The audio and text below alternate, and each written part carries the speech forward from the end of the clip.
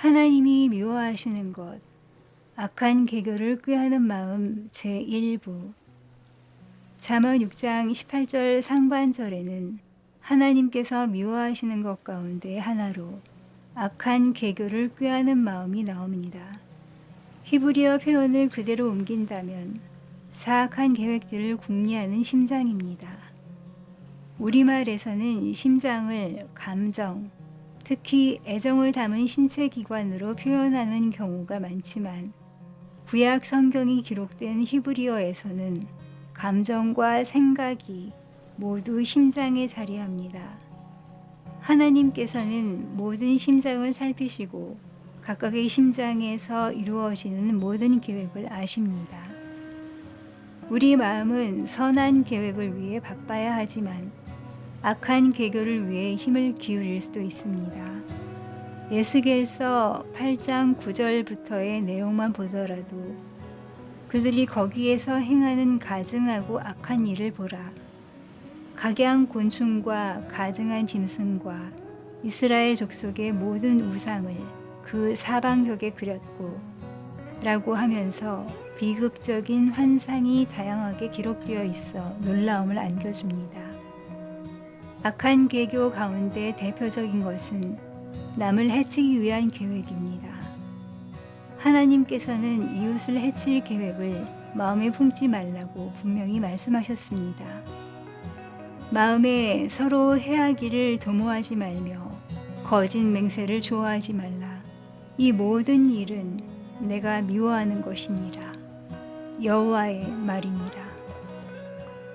이웃을 해치기 위한 악한 계획으로는 타인의 재산이나 지위를 빼앗기 위한 계교, 강간을 위한 계교, 증오 범죄를 일으키거나 박해하기 위한 계교, 복수를 위한 계교 등이 있습니다. 악인들은 언제 악한 계교를 세울까요? 시편 36편 4절에서는 악인에 대해 묘사하면서 그는 그의 침상에서 죄악을 꾀하며 스스로 악한 길에 서고 악을 거절하지 아니하는도다 라고 했습니다. 침상에서 악한 계획을 세우는 악인의 모습은 미가서 2장 1절에서도 확인할 수 있습니다. 세 번역으로 읽어보겠습니다. 악한 궁리나 하는 자들, 잠자리에 누워서도 음모를 꾸미는 자들은 망한다. 그들은 권력을 쥐었다고 해서 날이 새자마자 음모대로 해치우고 마는 자들이다. 불량하고 악한 사람은 그의 마음에 패역을 품으며 항상 악을 꾀하여 다툼을 일으키는 자입니다. 악인이 악을 행할 때는 1차 계획이 실패할 경우 어떻게 할 것인지에 대한 계획까지 세웁니다. 하나의 계교가 실패하면 다른 계교를 세웁니다. 책략이 계획대로 먹혀 들어가면 즉시 새로운 공격 목표를 찾아 나섭니다. 악한 계교들은 어떤 결과로 이어질까요? 첫째, 악한 계교는 슬픔으로 이어집니다. 잠언 12장 20절에서는 악을 꾀하는 자의 마음에는 속임이 있고 화평을 의논하는 자에게는 희락이 있느니라 라고 했습니다. 화평을 의논하는 자에게 희락, 즉 기쁨이 있듯이 그 반대의 경우, 즉 악을 꾀하는 자에게는 슬픔이 있습니다. 둘째, 악한 계교는 흩어짐으로 이어집니다. 누가복음 1장 51절에서 마리아는 하나님을 찬양하며 말하기를 그의 팔로 힘을 보이사 마음의 생각이 교만한 자들을 흩으셨고 라고 했습니다. 여기서 교만한 자들이라는 표현은 바벨탑을 쌓던 사람들의 마음을 가리키는 것으로 보입니다. 셋째, 악한 계교는 멸망으로 이어집니다. 잠언 6장 15절에서는 불량하고 악한 자의 최후와 관련하여 그러므로 그의 재앙이 갑자기 내려 당장에 멸망하여 살릴 길이 없으리라고 했습니다. 악인의 최후는 깨진 토기와도 같아서 수선이 불가능합니다. 시편 62편 3절 말씀을 보면 악인들 자신이 멸망하는 것은 물론 다른 사람들까지 위험에 빠뜨리는 듯한 모습이 그려져 있습니다. 넘어지는 담과 흔들리는 울타리 같이 사람을 죽이려고 너희가 일제히 공격하기를 언제까지 하려느냐.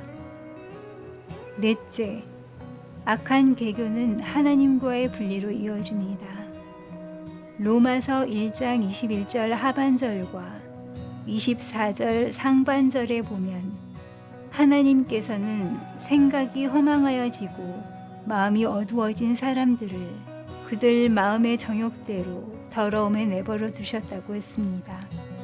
악한 개교를 짜내는 태도를 속히 버리지 않으면 하나님은 그 사람을 그냥 내버려 두어서 영원한 멸망의 길로 향하게 하십니다. 다섯째, 악한 개교는 하나님 앞에서 거절당하는 결과로 이어집니다.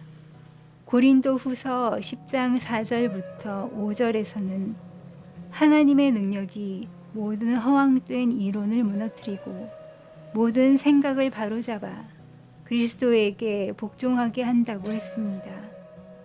하나님의 능력을 부인하고 그리스도께 복종하지 않는 자는 하나님께 거절당합니다. 악한 개교에 어떻게 대처해야 할까요? 킹 제임스 성경에서는 악한 개교의 폭을 넓혀서 사악한 상상이라고 번역했습니다. 잘못된 추측과 헛된 상상은 악한 생각이 될 수 있습니다. 욥의 친구들은 극심한 고난에 처한 욥을 찾아와서 나름대로 생각해낸 잘못된 비난을 퍼부었습니다. 모르드게, 다윗, 예레미야, 느헤미야 등은 악한 개교로 인해 많은 고난을 당한 경우이고 악한 개교 때문에 그 누구보다 큰 고난을 당하신 분은 예수 그리스도이십니다. 그렇다면 하나님의 뜻에 따라 섬기는 사람들은 원수들이 세우는 악한 계획에 어떻게 대처해야 할까요? 시편 38편 12절에서 15절에 나타난 다윗의 대처 방법을 보면 듣지 못하는 사람처럼 악인들의 말을 무시했고 말하지 못하는 사람처럼 악인들에게 반응하지 않았으며 스스로의 약함을 인정하고 하나님을 신뢰하면서 모든 것을 하나님께 맡겼습니다. 느헤미야가 악한 계획에 대처한 방법 역시 하나님께 기도하고 하나님의 일을 계속하며 타협하지 않는 것이었습니다.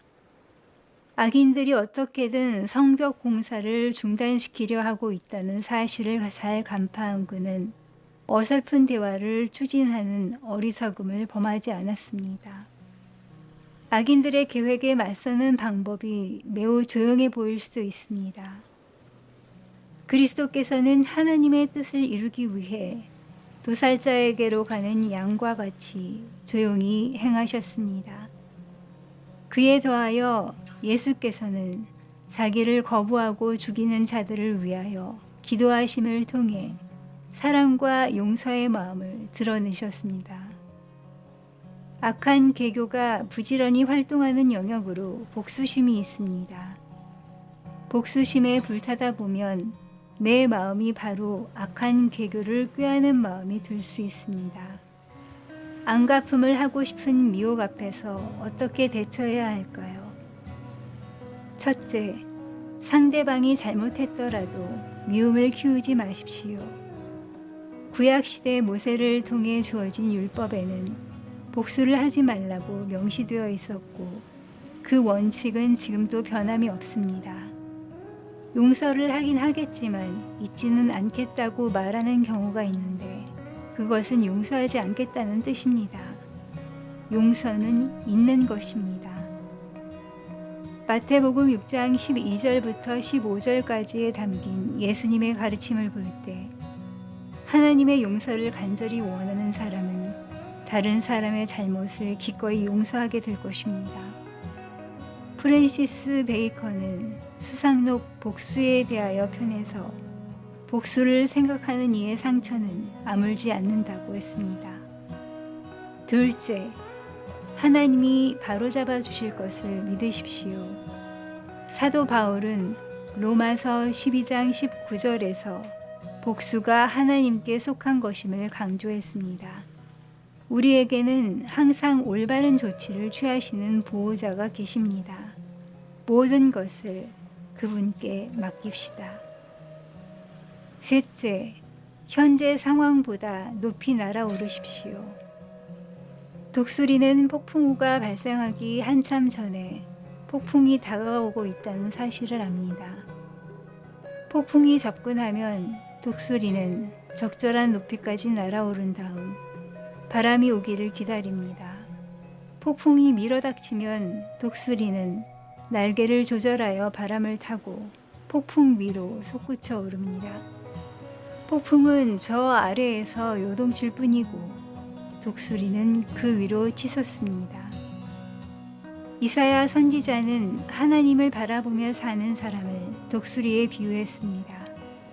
소년이라도 피곤하며 곤비하며 장정이라도 넘어지며 쓰러지되 오직 여호와를 앙망하는 자는 새 힘을 얻으리니 독수리가 날개치며 올라감 같을 것이요 다름박질하여도 곤비하지 아니하겠고 걸어가도 피곤하지 아니하리로다. 넷째, 하루하루를 잘 살아가십시오. 사도 바울이 보여준 태도처럼 가슴 아팠던 과거의 일들은 잊고 앞으로 나아갑시다. 잘 사는 것이 최고의 복수라는 말이 있습니다. 이렇게 말하는 사람은 아직도 복수의 문제를 완전히 극복하지 못한 한계를 안고 있지만 그래도 꼭 복수를 해야겠다면 잘 살아가는 방법을 택하십시오. 복수심을 버리고 용서하는 사람이 강한 사람입니다. 다섯째, 용서에 그치지 말고 한 발짝 더 나아가십시오. 유명한 강연자인 알렉산더 대웅은 누군가를 용서한다는 것은 되받아칠 권리를 내려놓는 것이고 적대감과 분노를 사랑으로 대체하는 것이며 관계 회복을 위한 확실한 단계를 밟는 것이라고 설명했습니다. 누군가에게 악감정을 품으면 미움을 받는 그 사람도 고통을 겪지만 분통한 마음으로 속이 부글부글 끓고 있는 나 자신에게 가장 큰 상처를 남깁니다. 서운한 일이 있었다면 복수하려는 마음을 품지 말고 관계를 회복하는 과정을 밟아갑시다. 희망을 품고 평강을 유지하면서 사랑, 온유, 신뢰 등 건설적인 감정을 유지합시다. 평온한 마음으로 사는 사람, 원한을 마음에 쌓아두지 않는 사람에게는 관계의 회복이 더 잘 이루어집니다.